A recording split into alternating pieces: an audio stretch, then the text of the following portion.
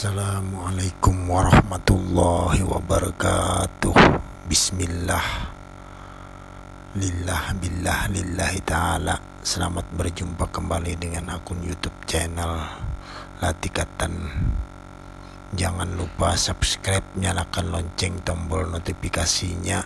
Jangan lupa share ke teman-teman Anda agar bermanfaat bagi kita semua. Di video kali ini kita akan membahas jalan kembali, jalan pulang, jalan innalillah wa innalillahi rajiun. Asalnya dari Allah, kembali kepada Allah. Jadi kita langsung saja ke topik pembicaraan. Jadi sebelum saya masuk ke topik pembicaraan, saya peringatkan dulu bahwasanya kita di sini hanya sekedar berbagi pendapat, berbagi informasi.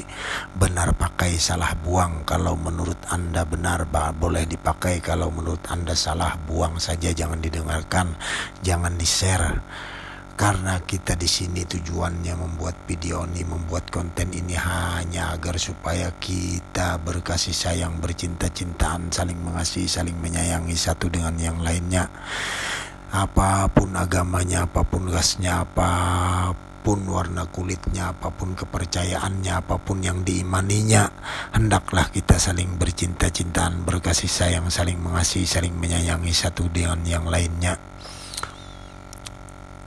Tanpa faktor ketuhanan, manusia nggak bisa pulang, nggak bisa kembali. Faktor ketuhanan itu berupa nur yang dibawa walia mursida. Itulah yang sebenarnya yang dicari semua manusia. Mustahil manusia bisa kembali, innalillah wa innalillahi rajiun, jika ruhnya selama di dunia tidak beserta unsur ketuhanan, tidak mengenal Tuhan, tidak mengenal Allah, tidak mengenal Muhammad Rasulullah. Manusia tidak bisa mengendalikan dirinya sendiri. Manusia yang tanpa nur di dalam dirinya, tanpa pengenalan kepada Tuhannya, begitu mati arwahnya akan bingung, bimbang, tidak diterima langit, ngambang. Jadi ruhnya itu ngambang, tidak diterima langit, juga ditolak oleh bumi. Dan dia akan masuk ke alam kubur berupa lingkaran kelahiran kembali. Begitu mati saat itu juga lahir di belahan dunia lain dengan serba baru, dan dilupakan ingatannya dari alam kubur, dimensi lebih tinggi dari dunia. Maka manusia bisa melihat dunia, bahkan tidak menyadari bahwa kehidupannya adalah kehidupan yang kesekian kalinya. Memasuki alam kubur, manusia akan ketemu kehidupan dunia lagi yang serba baru, dan seluruh pengetahuan akan dunia dari kehidupan sebelumnya akan dilenyapkan, dihapuskan. Dia dilahirkan dengan keadaan yang serba baru, dengan kehidupan yang baru, takdir yang baru. Sedangkan catatan amal pada kehidupan sebelumnya akan menentukan takdir dia di kehidupan selanjutnya. Dengan orang tua berbeda, dengan keadaan juga berbeda. Ada yang dilahirkan berupa manusia dan ada yang dilahirkan berupa wujud lainnya. Hanya saja yang menjalani semuanya seperti kehidupan manusia juga. Kita sebenarnya telah mengalami kehidupan yang telah berkali-kali, berulang kali, bahkan ratusan kali, bahkan ribuan kali. Dan apabila ruh manusia belum bisa pulang ke hadirat Allah Subhanahu wa ta'ala, dia akan terus bertemu kehidupan seperti kehidupan dunia ini. Sedangkan apabila ruh telah bisa pulang, maka dia akan memasuki alam keabadian, kelanggengan. Ruhnya kembali dan larut ke dalam maharuh. Dalam bahasa Hindu disebut sebagai reinkarnasi. Dalam bahasa Islam disebut sebagai siksa kubur. Kelahiran dunia akan disiksa juga hukuman bagi ruh yang senantiasa berbeda di sisi Allah Subhanahu wa ta'ala. Bahkan bisa jadi kita dilahirkan sebagai jin, binatang atau makhluk-makhluk lainnya. Itu semua tergantung saat kita hidup di alam semesta ini, hidup di dunia ini.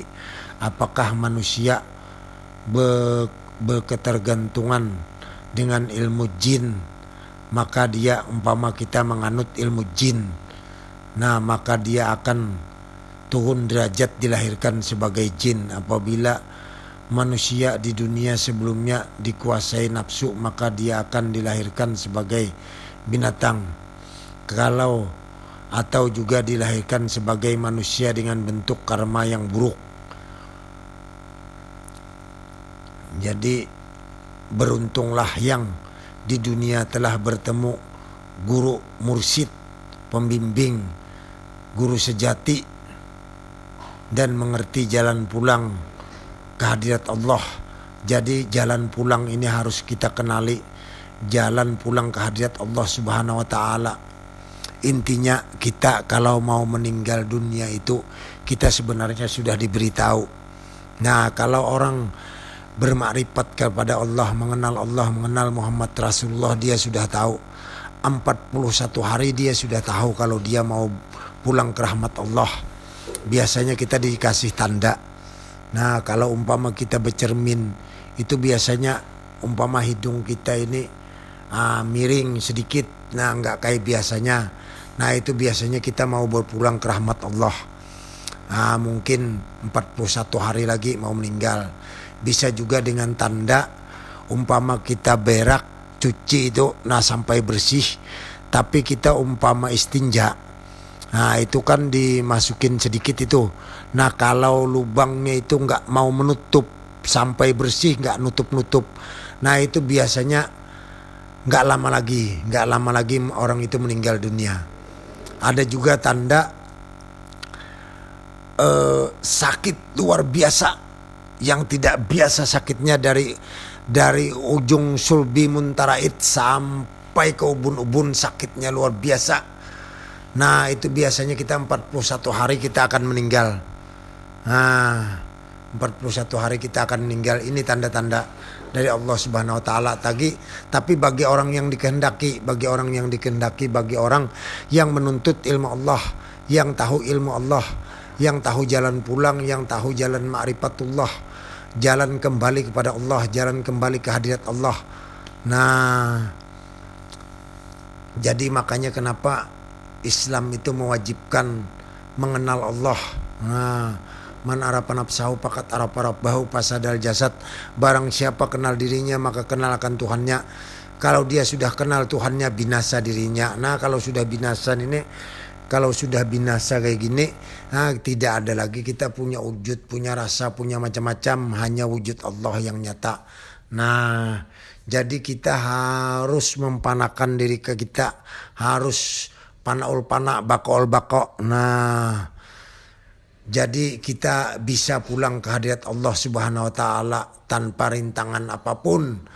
Tanpa ada yang merintangi, tidak melalui apa-apa, langsung tanpa dicabut oleh malaikat, tanpa melalui alam kubur, langsung innalillah wa innalillahi rajiun, asalnya dari Allah, kembali kepada Allah, langsung pulang ke hadirat Allah Subhanahu wa ta'ala. Nah,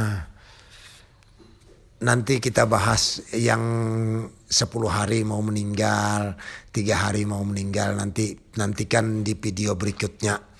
Nah, kita ada tanda 3 hari mau meninggal, itu ada tanda. 1 hari mau meninggal, besok mau meninggal, sudah tahu kita. Nah, kalau datu saya dulu mau meninggal, dia kalau zaman dulu itu kan orang mau ada meninggal itu ada beduk. Nah, di masjid itu ditabuh. Nah, berarti ada orang yang meninggal. Nah, dia sebelum meninggal dia nabuh sendiri beduknya. Nah, dia nabuh sendiri beduknya. Itu tanda-tanda orang meninggal. Karena belum ada mic, belum ada corong, belum ada pengeras suara pada zaman dulu. Nah, jadi dia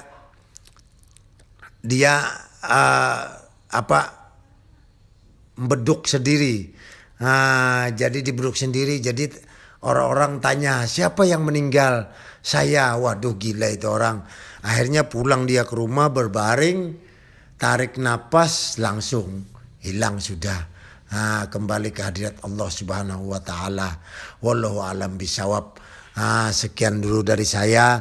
Salah hilap mohon maaf apabila ada salah-salah kata, salah dalam perkataan, salah dalam ucapan, salah dalam penyampaian. Apabila berbeda pendapat, berbeda pikiran, mohon dimaafkan, jangan dijadi perdebatan. Karena kita di sini intinya hanya berbagi pendapat, berbagi ilmu, berbagi pengalaman. Benar pakai, salah buang. Jadi tiada yang pintar di sini, tiada guru, tiada murid. Jadi tiada yang tinggi, tiada yang rendah. Kita di sini sama saja. Jadi janganlah kita saling berbantah-bantahan, saling menyalahkan satu dengan yang lainnya. Hendaklah kita saling mengasihi, saling menyayangi, saling menghargai satu dengan yang lainnya. Akhirul kalam, wabillahi taufiq wal hidayah. Assalamualaikum warahmatullahi wabarakatuh. Indonesia harga mati, NKRI harga mati. Cintailah negeri kita tercinta Indonesia Raya ini. Merdeka. Wassalam. Al-Fakir.